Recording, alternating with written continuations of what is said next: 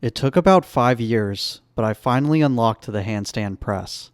There's a lot of cleaning up to do, and I'd like to be able to do multiple reps in one go, but I wanted to share with you how I reached this point. I chose the handstand press to make a video on because it's a pattern that forced me to overcome a lot of deficiencies. I had to adapt and change myself on many levels. In the beginning, I first needed a handstand. Here's me trying to kick up, and the first 2 clips in this video was me 5 years ago. At first, I didn't have a process or programming or a teacher. I was just going at it alone, trying my best. It wasn't until I found a process and a teacher that things started to click. Knowing where I started, I think it's evidence that anyone can achieve this pattern on a long enough timeline with proper guidance. Going from kicking up into developing a solid 60-second handstand probably took me about 2 to 3 years. It helped greatly to work with a process, daily programming, and a coach. After developing a 60-second handstand, a standard that's not required but helps with the press, my next step was spending a lot of time repping press negatives against a wall. Strength is built in the eccentric, the slow and controlled lowering, and the wall offers tactile and sequential feedback against the spine.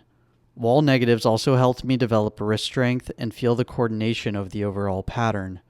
It wasn't until later that I realized what's required to go down isn't necessarily what's required to go up, and how much different it feels to go up.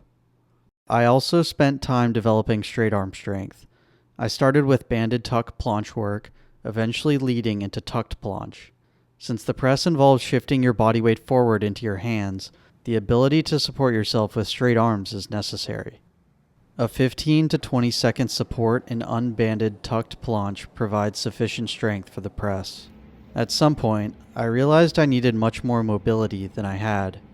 I wasn't lacking straight arm strength, it was something else.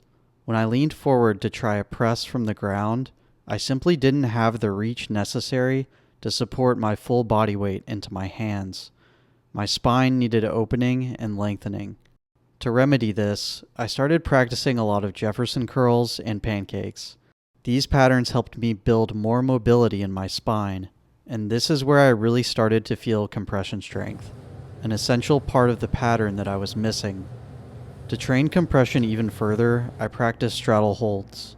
This movement targets straight arm strength and compression, so 2 birds, 1 stone. 15 to 20 second holds gave me the needed strength. In addition to practicing reps of these patterns, consistently following a program, receiving feedback from coaches and students, maybe the biggest part to help me reach the press was changing the way I lived. For instance, I do a good bit of daily writing. Instead of writing in a chair, I'd write on the ground in seated straddle and try my best to lean forward, leading with my belly button. Or when I woke up in bed or took baths, I'd work on this forward fold. In the shower, I'd work on Jefferson curls and holding in the lowest position, activating compression, just trying to feel compression wherever I could. By now, I had a really strong foundation, and it was time to return to practicing the actual pattern. From here, I began practicing off of elevation. The boxes and mats gave me some help with the liftoff. It's that bottom position that's hardest to hold, since the weight isn't yet distributed over the hips. The goal here was trying to coordinate the timing of the feet lifting off the ground with a lean into the hands. There's often the idea of what the press should be like, which is based in mimicry and thought, which blocks progress, versus how it feels internally when it works. So there was lots of experimentation needed here. Initially, what blocked me was this idea of effortless effort, trying to find a soft way to enter, but the press required all of me. I had to use my strength and lots of tension to find liftoff. Later, I could shave away from this tension, but excess tension was helpful at this stage. I recall my initial negatives against the wall. Those attempts informed solving the riddle, but the press, when performed correctly, ended up feeling different for me when off the wall. With the help of my coach and these mats, I finally achieved my first decent elevated rep by full sending it with lots of effort. Yeah, see? Look. Come on, David. That's it. That's it. Yeah, man. It's just more. It's actually more than you might think. It was at this point that I thought I was decently close to finding it, even though I was still months away. I took my attempts to the floor without elevation. Here, I noticed again there was a lot of problem solving that needed to occur. How far apart should my hands and feet be, and what was the best combination of both? After many days and attempts, I finally became consistent and dedicated, putting in the reps, improving my mobility and strength, feeling the timing and coordination, locking in the compression, pushing through the hands, and things started to click in the right direction.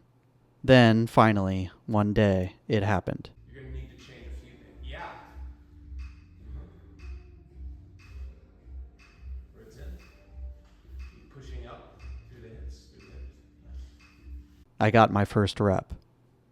It was a crazy feeling knowing what I had been through to get here. Everything just kind of unfolded over time. I experienced phases of pushing hard, phases of doing something entirely different, letting go that this might never happen.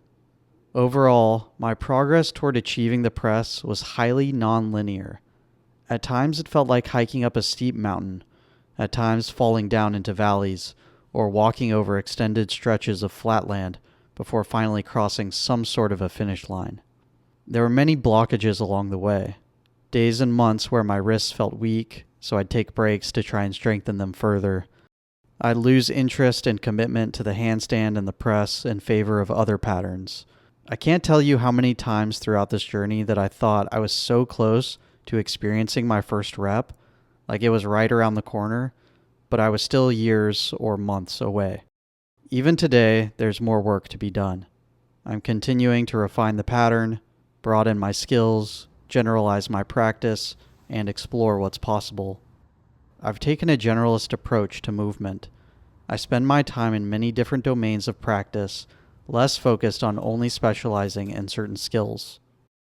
I now see these skills not as dead ends, but doorways. The generalist approach continues to challenge me beyond endpoints and arrivals. This video is a bit different from what I usually share, so let me know if you enjoyed the commentary. If you want to follow a movement generalist path, you can reach out to me in the description below. I also write books, so if you want me to make videos about that journey, let me know. Links to these books are in the description. Thank you for watching, wishing you well in each and every moment. Cheers.